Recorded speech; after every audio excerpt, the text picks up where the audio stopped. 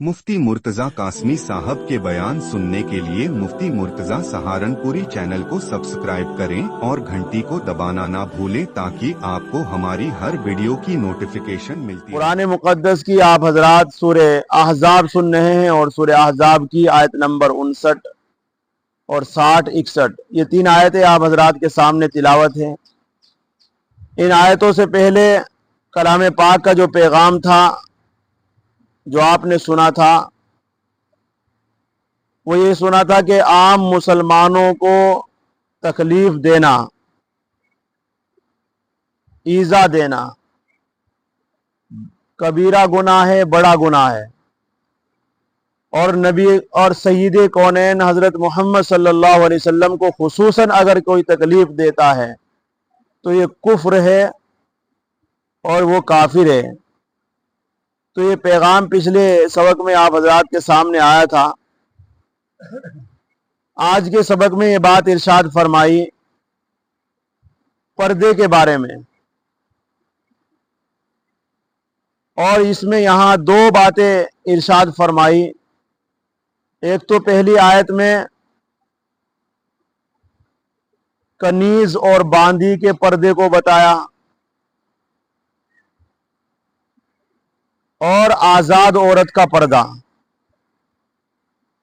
तो कनीज और बांदी के पर्दे से आजाद औरत के पर्दे को अलग किया है, चूंकि मुसलमानों की जो बांदियां थी, जो कनीज थी मदीने में, तो मुनाफिकीन के आवारा और ओबाश गुंडे लोग उन बांदियों को छेड़ा करते थे। चूंकि बांदी जो है वो अपने बाहर काम काज के लिए निकलती है, उसको बार बार अपने आका की खिदमत के लिए बाहर भी निकलना पड़ता है, अंदर भी रहना पड़ता है, तो इसलिए उनको छेड़ा करते थे।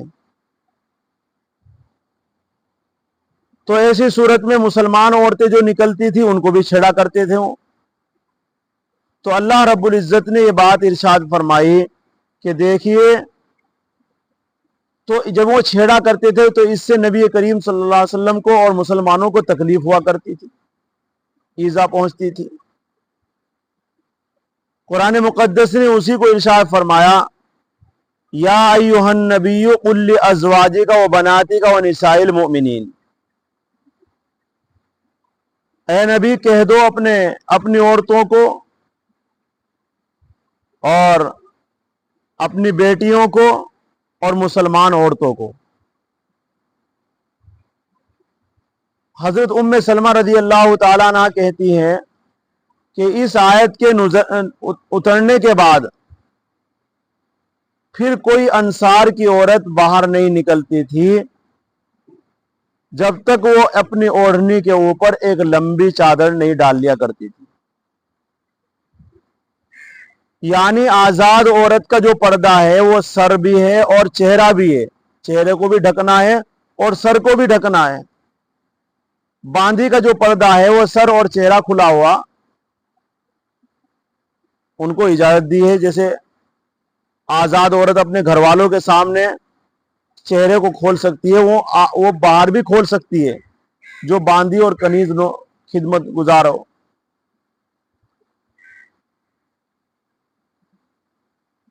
तो उसी को इरशाद फरमाया कि अपनी औरतों, मुसलमान औरतों को युदनीना, नीचा कर ले, अलैहिन्न, अपने ऊपर, मिन जलाबी बिहिन्न, अपनी चादरों को।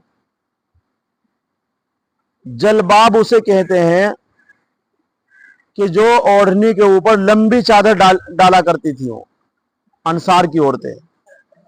हमारे यहाँ उर्दू में कहते हैं उसको घूंघट। अपनी चादर को ऐसे आगे कर लेना और चेहरे को ढक लेना, इसे यहाँ उर्दू में और हिंदी में कहते हैं घूंघट, और वहां अरब में कहते थे उसको कि चादर को नीचा करना, मिन जलाबी बिहिन्न।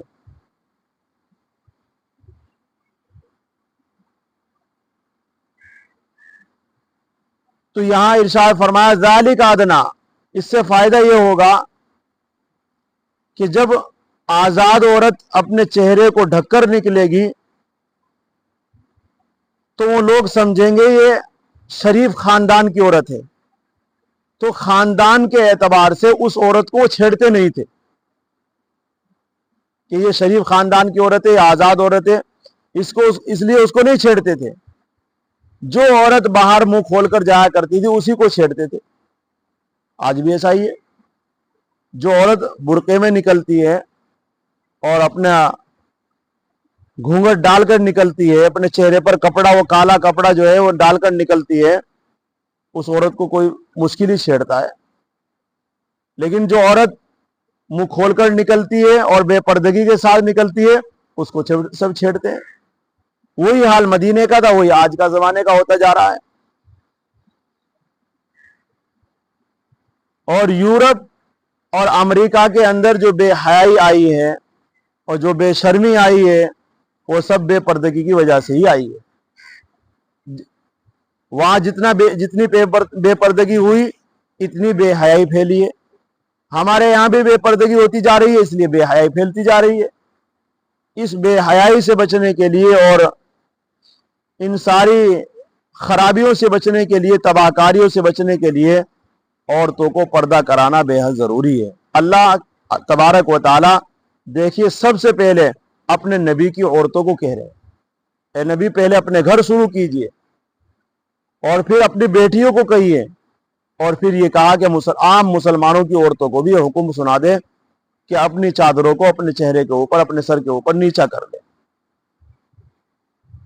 پھر اس سے وہ پہچانی نہیں جائے گی، یا وہ پہچانی جائے گی اس انداز سے جس طرح میں نے بتایا کہ باندی جو ہے اس کا وہ چہرہ کھلا ہوا ہو، اور آزاد عورت کیونکہ اس کو بہت کم نکلنا پڑتا ہے باہر، بہت کم نکلنا پڑتا ہے، لیکن جب بھی نکلتی ہے اس کو چادر کے ساتھ نکالا جائے تاکہ پہچانی جائے کہ یہ آزاد عورت ہے، یہ خاندانی عورت ہے، یہ شریف عورت ہے۔ اس بات کو پہچانی جائے فلا یؤذین، تو اس سے پھر وہ اس کو کوئی ستائے گا نہیں، کوئی اس کو تکلیف نہیں دے گا۔ اس کو جب کوئی نہیں ستائے گا تو آپ کو بھی تکلیف نہیں ہوگی، اور جب تکلیف نہیں ہوگی تو اس صورت میں بڑا گناہ اور کبیرہ گناہ بھی نہیں ہوگا، کیونکہ ایذائے مسلم کیا ہے؟ حرام۔ کسی مسلمان کو تکلیف دینا، چاہے وہ عورتوں کے اعتبار سے ہو، مردوں کے اعتبار سے ہو، کسی اعتبار سے بھی ہو، یہ کبیرہ گناہ میں داخل ہے۔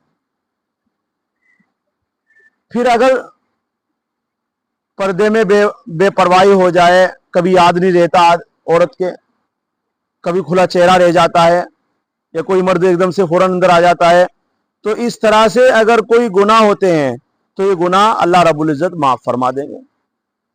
یعنی جان بوجھ کر نہیں اپنا چہرہ کھولتے، بلکہ کھل جاتا ہے، بے پرواہی ہو جاتی ہے کسی اعتبار سے، تو اللہ رب العزت کہتے ہیں کان اللہ غفور الرحیم، اللہ رب العزت غفور الرحیم ہے، بخشنے والا مہربان ہے۔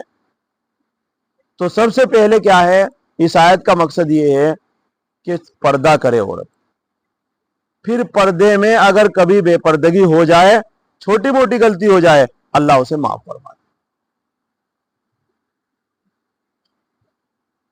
دوسرا حکم، دو طرح سے ستاتے تھے وہ، ایک تو یہ کہ عورتوں کو چھیڑا کرتے تھے منافق، اور ایک منافقوں کی دوسری ایذا کیا تھی جو ستایا کرتے تھے مسلمانوں کو اور آپ صلی اللہ علیہ وسلم کو، وہ یہ تھا کہ جھوٹی خبروں کو اڑا دیا کرتے تھے، جھوٹی خبر کو عام کر دیا کرتے تھے، اڑا دیا کرتے تھے۔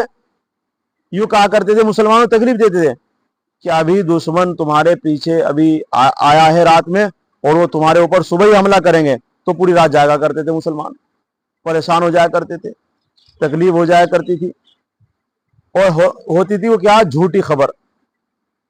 یہ کون کرتے تھے؟ منافق، جن کے دلوں میں روگ ہے کہ مسلمانوں کو تکلیف دینی ہے، پریشان کرنا ہے۔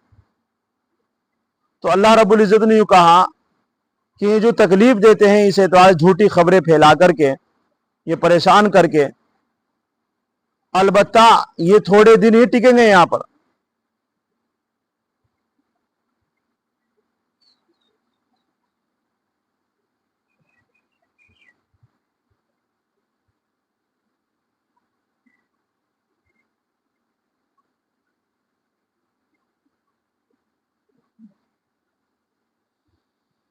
فرمایا لئن لم ينتهي المنافقون، البتہ اگر یہ لوگ باز نہ آئے, اگر منافق لوگ باز نہ آئے کس چیز سے؟ جھوٹی خبروں سے, جھوٹی خبریں پھیلانے سے, عورتوں کو چھیڑنے سے. اگر ان دو غلطیوں سے اگر یہ باز نہ آئے, والذین فی قلوبہم مرض, اور جن لوگوں کے دلوں میں روگ ہے, مرض ہے گناہ کرنے کا, والمرجفون فی المدینۃ,